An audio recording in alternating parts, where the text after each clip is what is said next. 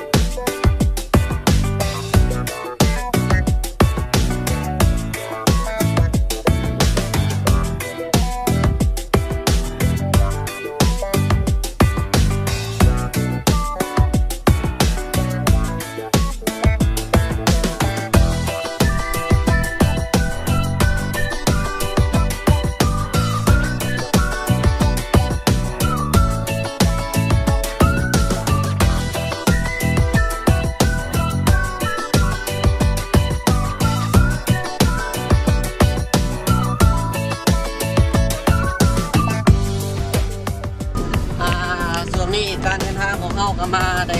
ประมาณระยะครึ่งทางเลยเนาะเอาสีตาเดียว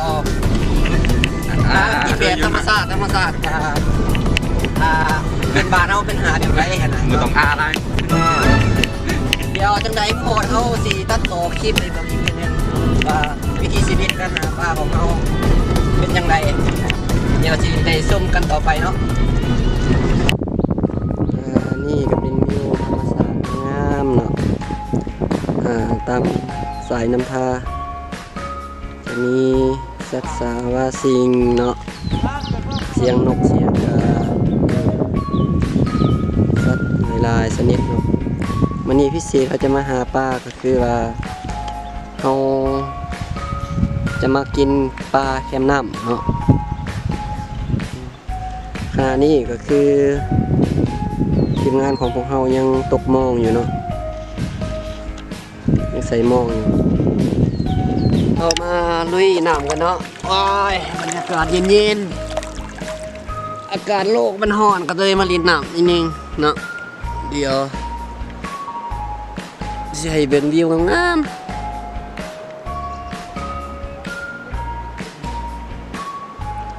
เดี๋ยวเราจะลุ้นกันมาต่อไปเขาจะหาปลาใดอยู่บ่เนาะ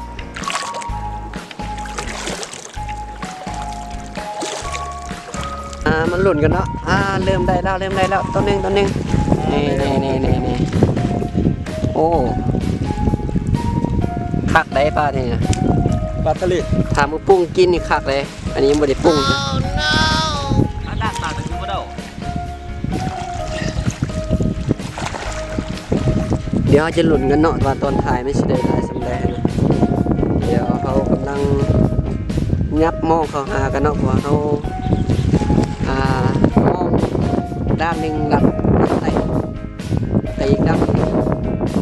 ทางเนื้อก็เขาจะกวาดเขาหากันเนาะเดี๋ยวนี้เขากำลังกวาดมองลงอยู่ดึงมองเขาหากันอยู่เนาะบอกเขา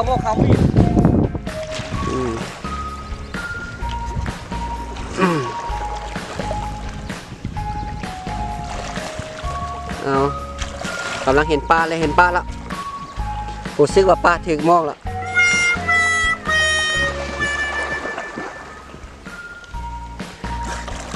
โอ้ใหม่เลยเจอปลาถึงมอง โ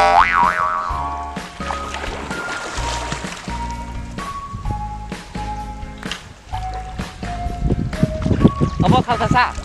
ว่าเขาบอกเขาสารไหม มีป้าบ่มีป้าบ่เป็นว่ามีป้าลายแล้วสั่นเดี๋ยวตอนท้ายหาซีหูเนาะว่าผู้คนได้ป้าบ่ได้ป้าบ่เนาะ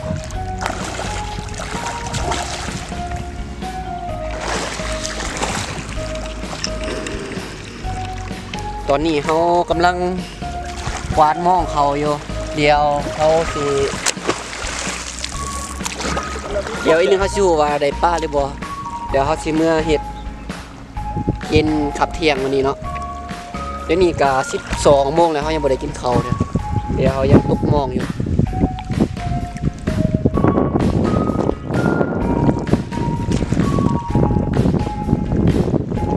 เดี๋ยวลุ้นกันว่าป้าสิได้ลาสำใดเนาะโอ้ยขึ้นมาแล้วโอ้ยโอ้ตื่นหมดตายโอ้ข่าวโป๊ะเลยเป็นป้าขี่เรือวะนี่ อันนี้เขาอื่น โอ้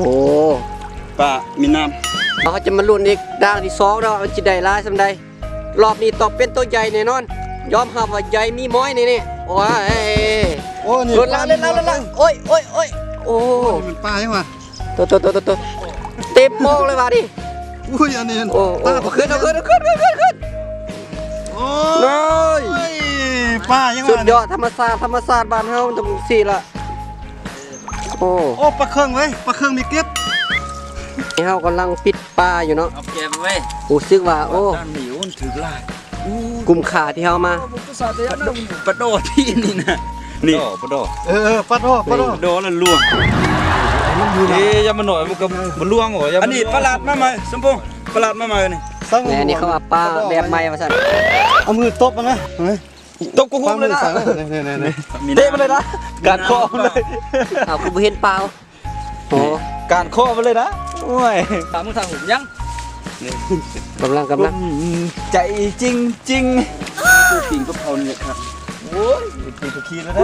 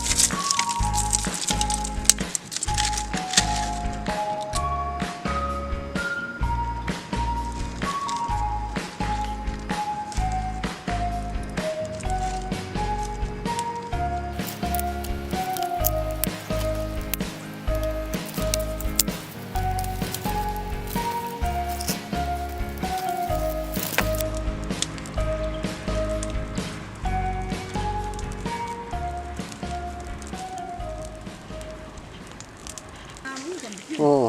เป็นตาแสบบอกแบกไว้บอกแบกมาไว้มึงหน่อยมาเด้ออย่ามึงพี่คนเอาช่องคนนั่นอยู่ข้างนายมาเด้อไปเด้อสวัสดี ตรงเนี้ยซ้ำหน่อยตะฟัง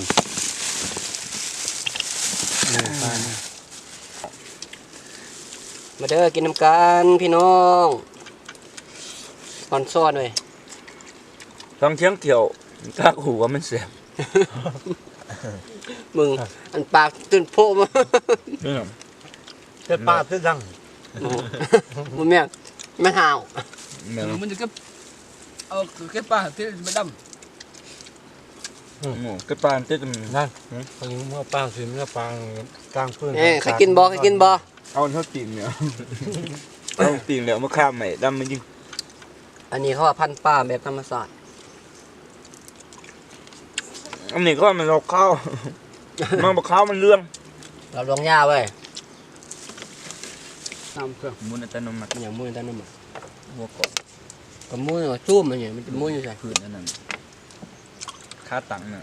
ได้ เรื่องก็เห็นมุนได้ไหม ก็ได้บดหรอ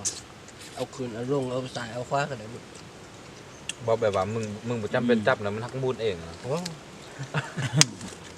มีน้ำมั้งมีน้ำครับกะเพรานี่เคยทำเหมือนบ่เคยนี่เนาะ เขาต่อมาฉันกินน้ำแกงเอาเถอะจบสบายแล้วเอาตั้งร้านตั้งมาไม่ดีค่ะมันเกิดมายำสิใส่มาด้วยเลยค่ะ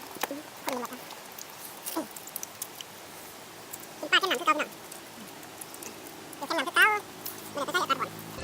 คณะนี้เนาะทีมงานของเฮามาหาปลาแล้วก็พากันกินโอ้สุดยอดมื้อนี้พิเศษเลยจังใดถึกใจก็ฝากกดไลค์กดแชร์เด้อมื้อหน้าเฮาสิมาเฮ็ดคลิปแบบหากินแบบธรรมชาติให้อีกคลิปต่อไปเนาะขอบใจ